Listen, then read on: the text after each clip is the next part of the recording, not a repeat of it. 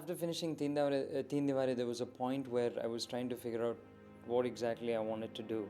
And I kept wondering what Varun and Ashwini would be doing at this point. And I said, Dekhte hain, let me try writing a few scenes. And then again, a story took shape. So I've always approached a movie only when I felt that I've had a clear script.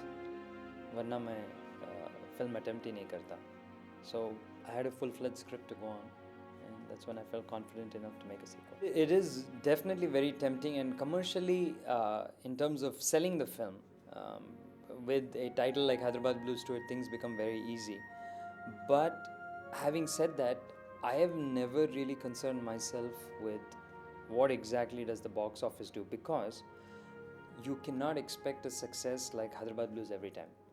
Jo hua so hua, and I've enjoyed the success, it's been great, but reality dictates that not all movies are going to do as well as that. So you take, and the irony is each of my movies have done well, but when you compare it to Hyderabad Blues 2, it's like, array, yeah. So anyways, that apart, it helps me sell the film, but it is not the reason that, oh, I need to do something at the box office.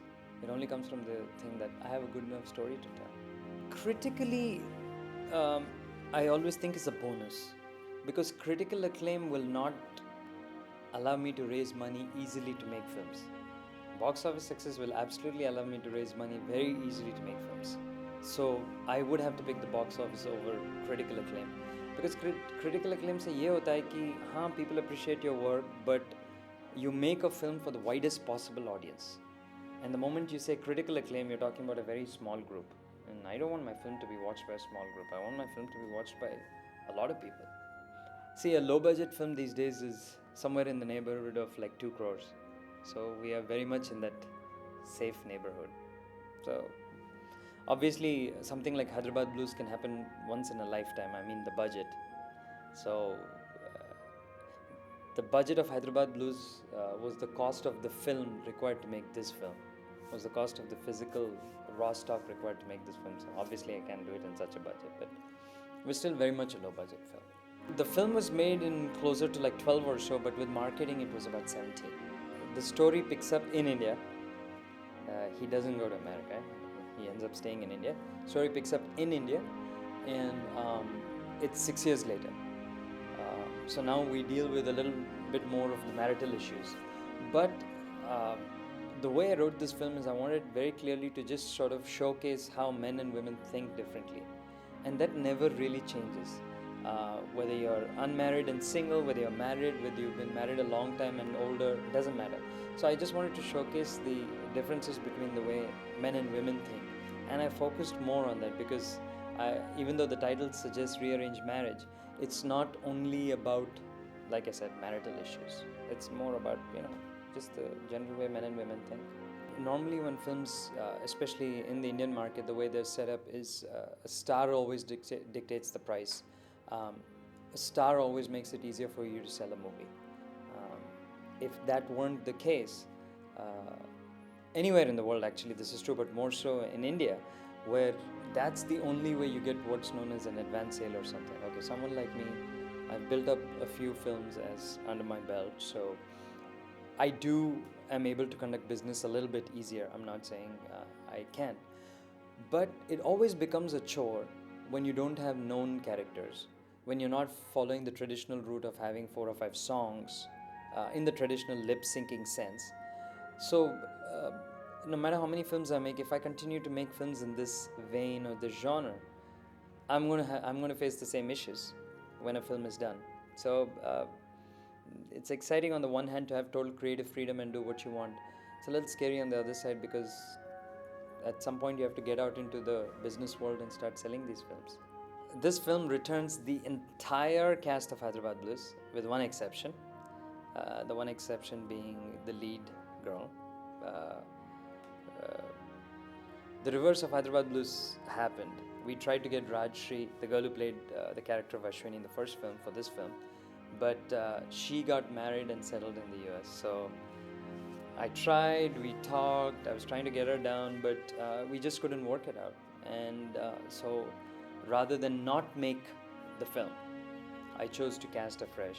And the script had always been written as a standalone film. I know a lot of people who saw the first one are going to say, hey, where's that girl? But the new girl we got, Jyoti Dogra, she's an NSD grad, and she's been a fabulous choice as Ashwini, because it's been, the second time around you cannot have the whole show with non-professional actors. The first time it was forgivable, everyone was new and all that, but especially in the second outing you need people with more acting capabilities, if you will, and someone who's obviously an NSD graduate knows how to act. So it was a great choice casting her. So other than her, everyone else returns. No matter how much false bravado you exude, at the end of the day you still are worried, concerned, because it's all guesswork.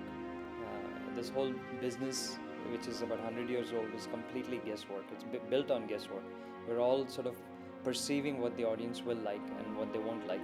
So after having made a film, yes, a sequel, that's what I meant to say. Yes, I would be a little concerned, only because a lot of people are coming in with baggage.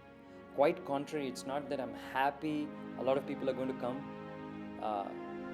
because of the title.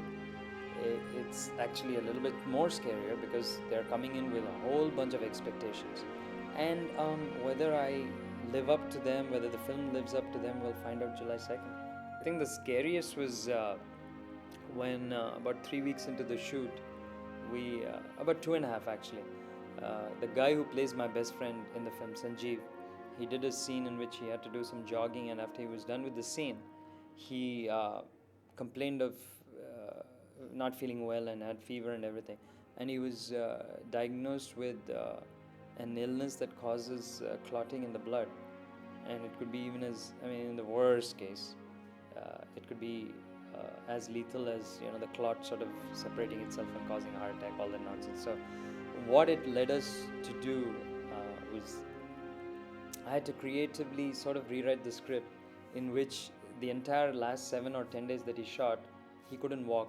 So we brought him to the set on a wheelchair, and I creatively had to work in the scenes between his walking and his not walking to sort of make it seem like he's just not sitting the whole time.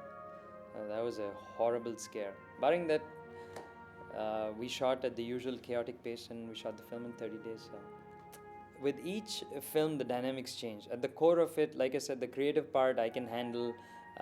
That's what I love doing for a living, so I'll make a film. That's a non-issue. The second part, the marketing and the release, now that is torturous. We've dealt with different people this time, and I know I'm sitting in UTV's office, but this time it's been great because UTV is doing the marketing and distribution, and it's always good when someone has an established office, a structure in place, that it becomes so much easier to deal with like-minded people who think alike. Let's try this marketing strategy. If it doesn't work, my producing partner Elahe has been working extensively with them, laying out the whole marketing plan, and we're working in sync with the whole freaking office. So it's much more exciting than my last 2 films, which were released rather poorly, and the box office these days is not where you can just let a film sit in a theater for 4 or 5 weeks and see if it's going to pick up. People give you 3 days, and within 3 days, if you don't do the business that you're supposed to do, then the film gets pulled out. So you need to have a very, very huge marketing effort to get people in for those 3 days, at least to justify your staying in the theater. So that's what we're working here with UTV. So